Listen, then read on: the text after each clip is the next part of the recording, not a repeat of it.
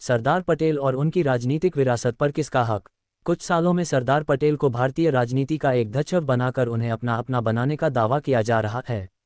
पटेल जरूर कांग्रेसी थे, पर वह किसी की राजनीतिक विरासत बिल्कुल नहीं थे। उनकी विरासत पूरे भारत की है और सभी भारतीयों के लिए प्रेरणा का स्रोत है। उनके द्वारा स्थापित सिद्धांत और मूल्य आज भी भारतीय राजनीति और समाज में महत्वपूर्ण स्थान रखते हैं। उनकी दृढ़ता, कूटनीति और नेतृत्व क्षमता आज भी नेताओं के लिए एक मिसाल है। सरदार पटेल सरीखा व्यक्ति तो पूरे देश का था।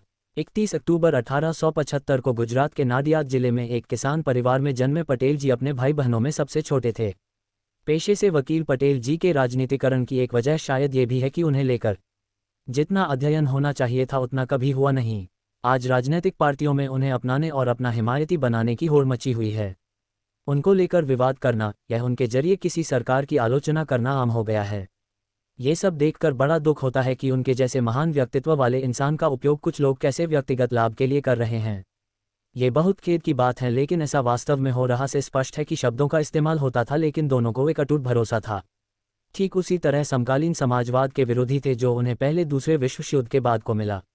उनको लगता ये दोहरे चरित्र वाला सिर्फ कोका बहुत की जो उससे खतरा तब के देखते रही हो चुकी है। इतिहास सरदार पटेल के कई राजनीतिक मतभेद रहे हैं, पर विरोधाभास नहीं। उन मतभेदों में सबसे ज्यादा जिसे आज उजागर कर प्रचार किया जा रहा है वह मतभेद नेहरू से था।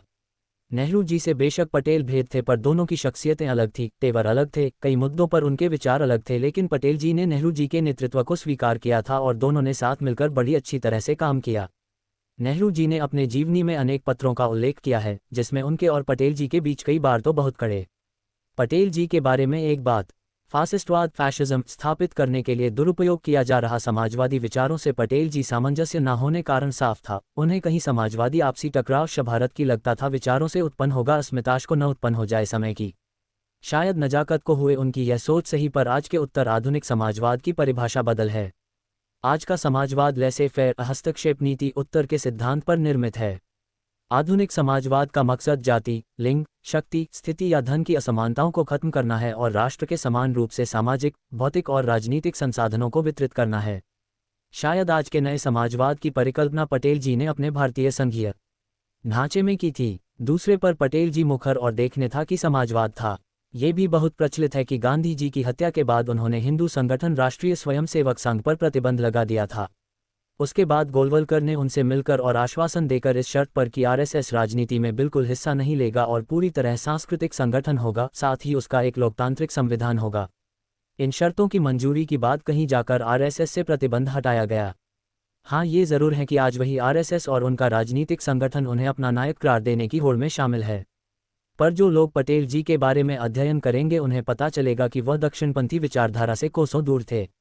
अगर आज के सापेक्ष में बात करें तो चाहे कश्मीर का मुद्दा हो या अनुच्छेद 370 पहले 306 जिसको लेकर सरकार में बैठे कुछ लोगों द्वारा जनता के बीच ये धारणा बनाई गई कि यह सब पटेल जी का ही स्वप्न था, पर ऐसे लोग शायद इतिहास पढ़ना भूल जाते हैं। इन मुद्दों पर भले ही पटेल जी की राय अन्य कांग्रेसी नेताओं से भिन्न थी, पर भारतीय गणराज्य के प्रमुख वार्ताकार वी.पी. मेनन पर लिखी किताब VP. Menon the unsung architect of modern India में इस बात का जिक्र साफ है कि सरदार पटेल कश्मीर को भारत में रखने को लेकर एक समय उतने उत्सुक भले ना रहे हों, पर बाद के हालात की रोशनी में उन्होंने ऐसी जिद कभी नहीं की।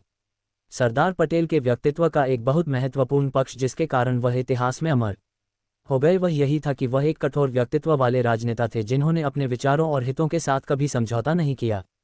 पर आज की राजनीति को देखते हुए ये कहना बिल्कुल गलत नहीं होगा कि जो राजनीतिक पार्टियां पटेल के विचारों से कोसों दूर हैं वह भी वोटों की राजनीति के लिए उनका महिमामंडन करने और अपना आईआईटी में पीछे नहीं हट रही है। वीडियो देखने के लिए धन्यवाद।